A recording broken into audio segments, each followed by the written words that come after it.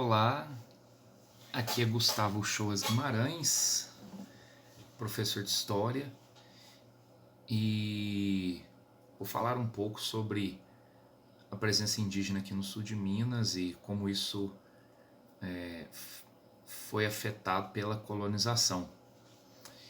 No primeiro momento, a colonização portuguesa focou o litoral, então no século XVI, o que hoje é o sul de Minas, não foi tão afetado pela colonização. Claro, as notícias chegavam, havia, né, comunicação entre os muitos povos indígenas, então já chegava notícias, né, de acontecimentos lá no litoral. Mas só na virada do século XVI para o XVII é que primeiro a chegada de aventureiros, expedições, depois os bandeirantes, é que fez o processo de colonização afetar diretamente os povos indígenas do sul de Minas. Em termos de políticas e práticas adotadas pelas autoridades, aqui cabe um destaque ao Diretório dos Índios, em 1755, que estabelecia para o Brasil a expulsão, né, continuar a expulsão dos padres jesuítas, e então aquilo que os jesuítas faziam em termos de educação, organização das aldeias, etc., ficava a cargo do Estado português, e, com os indígenas sendo obrigados a aprender a língua portuguesa, as línguas indígenas foram proibidas, os nomes de origem indígena para pessoas foram proibidos, os indígenas tinham que adotar nomes de origem e uso comum na Europa, então isso, né, ajudou a contribuir para a eliminação. Embora a gente não fale tanto em eliminação exatamente, né, a gente pode falar em integração. Então há uma série de trocas culturais, e nessas trocas culturais muitos indígenas foram se misturando, né, com os colonizadores. Na verdade, estabeleceram vários tipos de relação, né? Então estabeleceram vários tipos de relação, e uma delas foi essa mistura, né? Por exemplo, a ideia do índio colonial, onde o indígena, já fora da sua realidade de aldeia, ele vai morar nas vilas, cidades coloniais de Minas Gerais.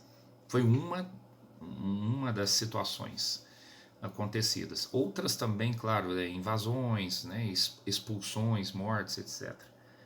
Mas não se deve resumir apenas a isso, a relação entre indígenas e colonizadores.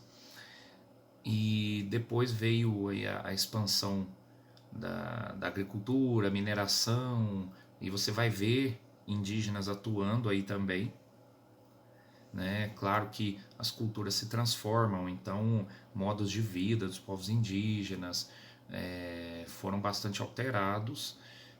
Você vai ver indígenas escravizados, haviam sido capturados do sul do Brasil e vindo para cá, sendo trazidos pelos paulistas. É o caso dos que ganharam o nome de carijós, que na verdade eram guaranis. E as terras indígenas foram se perdendo, né, porque o interior era considerado como terra de ninguém, né, entre aspas, considerado terra de ninguém. E o governo português doava essas terras aos exploradores, aos aventureiros, sem levar em conta as populações indígenas que ali viviam. E é onde aconteciam muitos conflitos, e também essa relação de integração, né? essa mistura, essas trocas culturais, muitas vezes não sendo pacíficas. Por fim, sobre registros de resistência indígena contra esse processo de eliminação, você vai ver, por exemplo,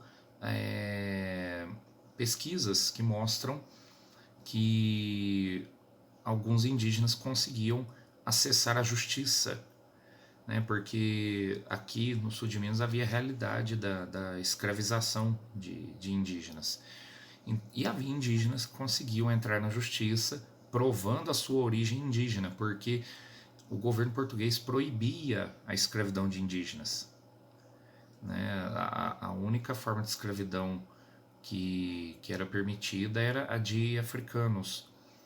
Então, indígenas entravam na justiça para provar sua origem indígena e não serem escravizados. Ou então havia também conflitos, né, alguns enfrentamentos, há algumas tradições locais que falam de enfrentamentos entre indígenas e bandeirantes, ou então em muitos casos também houve migração de indígenas para outras regiões. Então houve aí, né, essas várias situações envolvendo o contato. Com o passar do tempo, como eu disse, houve essa integração e na verdade os indígenas desapareceram apenas nos relatos oficiais, mas você vai ver no século XIX, né, os censos feitos aqui no Brasil trazendo, falando de uma presença de caboclos. Ora, quem são os caboclos? São indígenas. Ou então um processo onde muitos indígenas eram diluídos na categoria pardos. Então você vai ver século XIX, século XX, os censos falam dos pardos. Então, e ali tem muitos de origem indígena. Então, nos documentos oficiais foram negligenciados, omitidos, mas sobrevivem em meio à sociedade, claro, com muitas transformações culturais, com, digamos assim, uma mistura aí com os colonizadores depois, né, com os brancos aí que formaram as cidades sul-mineiras, mas estão aí presentes.